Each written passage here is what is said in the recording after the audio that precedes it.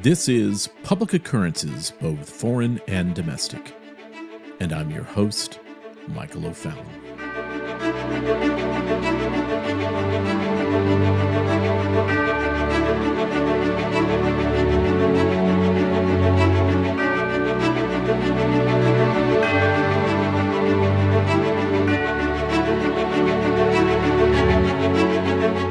I would imagine that most of us are familiar with the futurist dystopian novels that have been written in the last 100 years or so.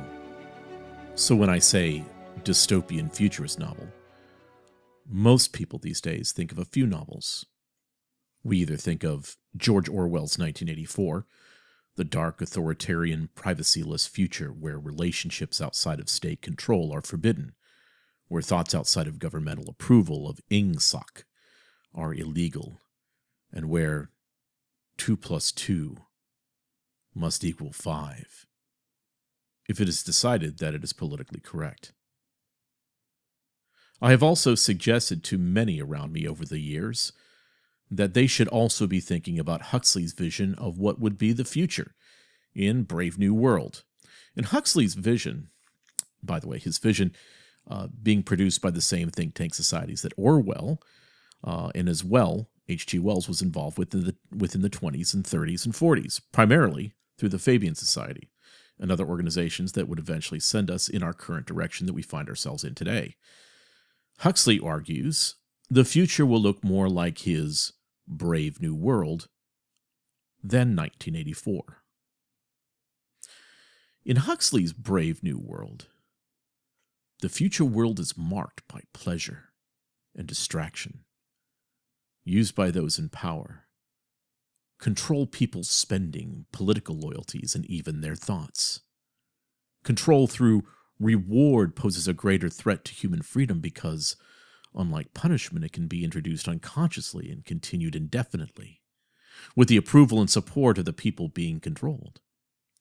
The calamity that brought about the society in the future of Brave New World was the pseudo-danger of overpopulation as the trigger for tyranny. Just as the fictional war brought the call for a totalitarian world state, the chaos caused by overpopulation may be demanding control through over-organization. Instead of many little businesses producing necessities, an over-organized society that allows big business to mass-produce anything and everything sellable, while controlling consumer spending through commercials and social pressure. And maybe for some of you, a light bulb just went off. Another author that I have been consistently pointing to over the last 4 years on the causes of things, and in some of the talks that I've given way back to 2017, is H.G. Wells. And not only is Wells' dystopian futurist work such as The Shape of Things to Come pretty much an outline of foreign and national policy for the globalists today, but his nonfiction as well, as we have spoken about in recent episodes, regarding the global brain, the open conspiracy, and the New World Order. And again, Wells was very involved and very influential in the Fabian Society. That is until he ran off quite a while after having an affair with Planned Parenthood founder Margaret Sanger. But there's another author that I would really suggest, and one lesser-known work in particular.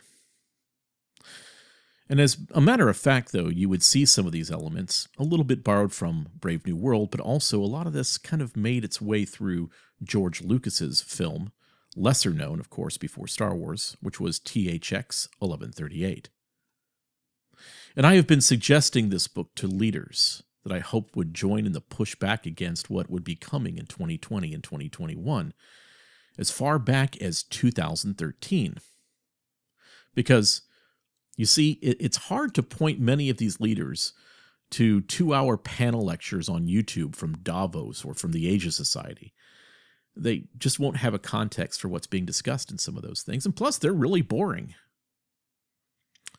So what I suggested to some of them, and at least 2 of them I know took me up on this, I suggested that they read the Ira Levin futurist dystopian novel first written in 1969. This perfect day. And I suggested that they read what is in store for us.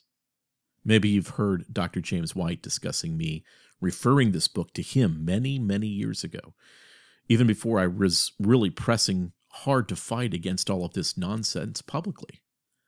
I was trying to reach leaders that I was already serving and those that I was already giving advice to.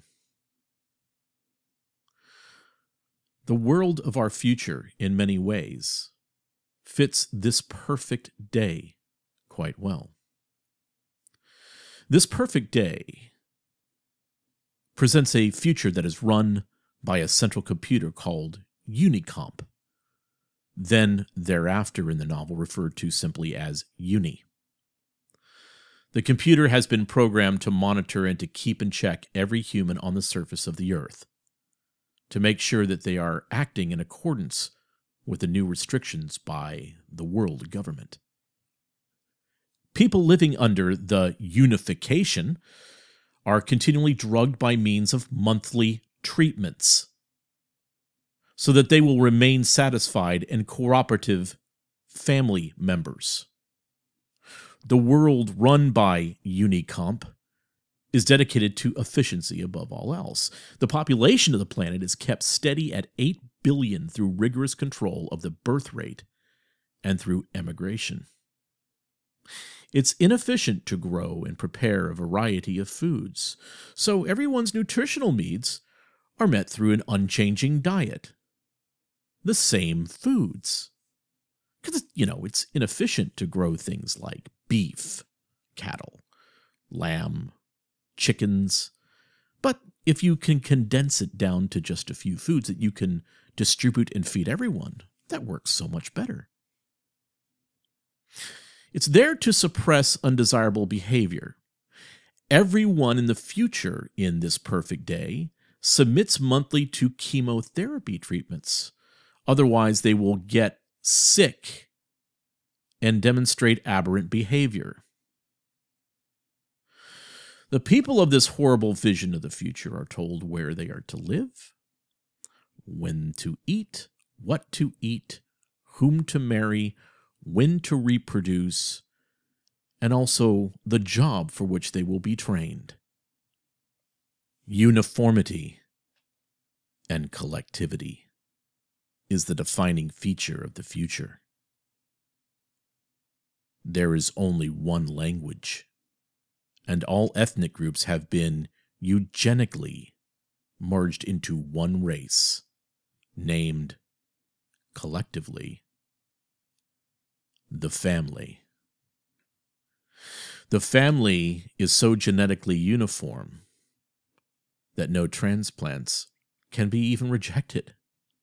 Everyone is assigned a counselor who acts somewhat like a mentor, confessor, a parole agent, and violations against brothers and sisters by themselves and others are expected to be reported at a weekly confession. Everyone wears a permanent identifying bracelet that interfaces with access points, which act as scanners.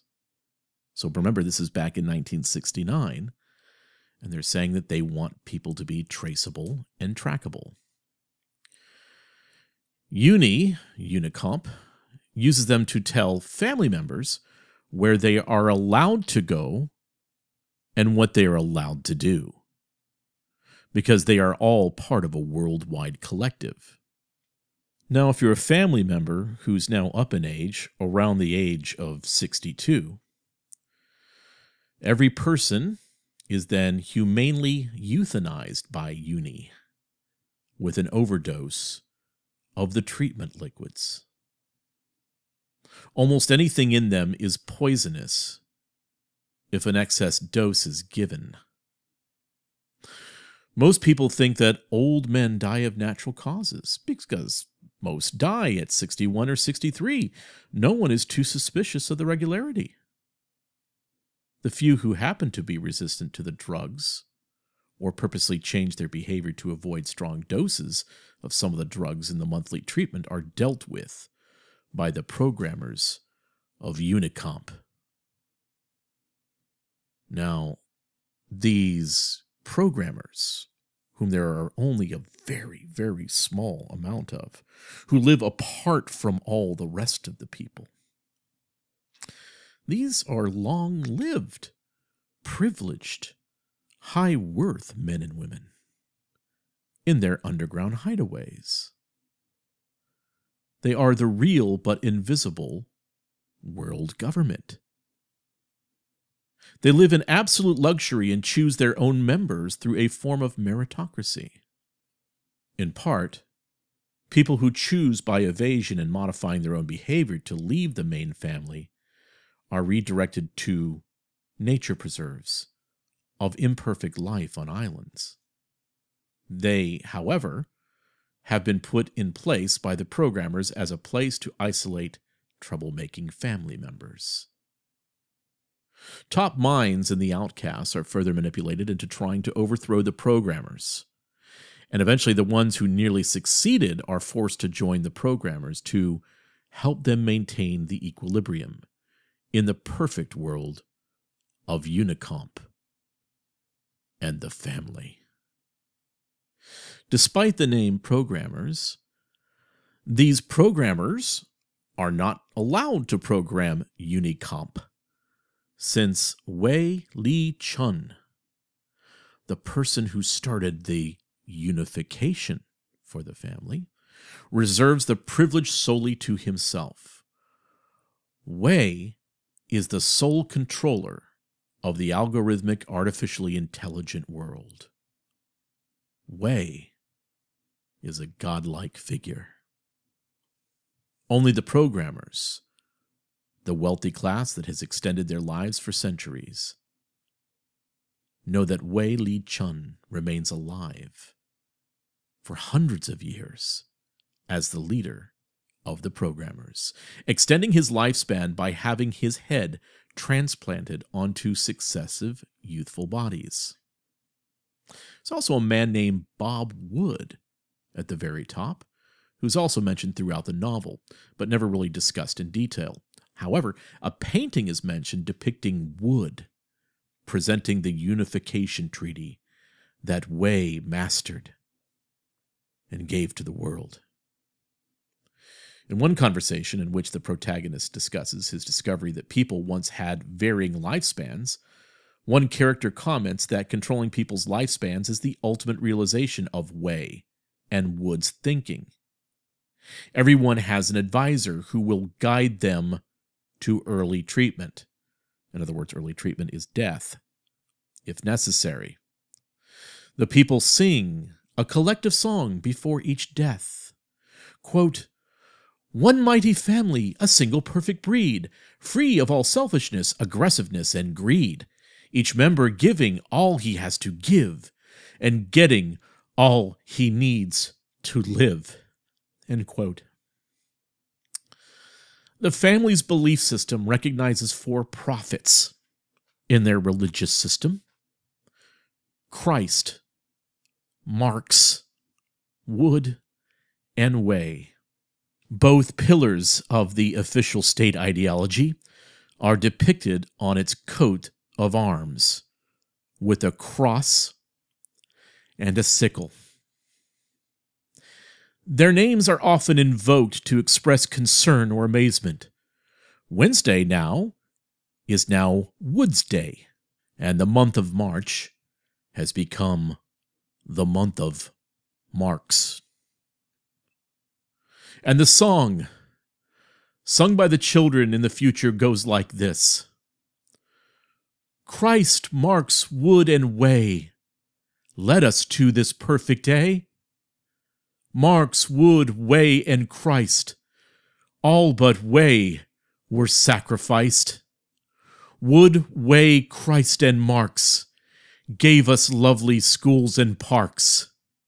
Wei, Christ, Marx, and Wood made us humble and made us good.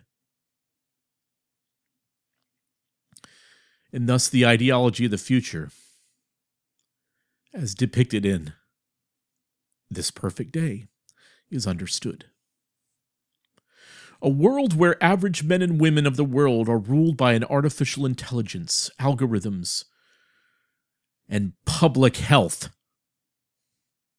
No freedom, no choice, constant fear, and the worship of a cross and sickle. While the very few elites continue to live on, separated from the smelly masses, on and on forever. This is why many that I recommended this book 2 years ago are coming back and standing strong now.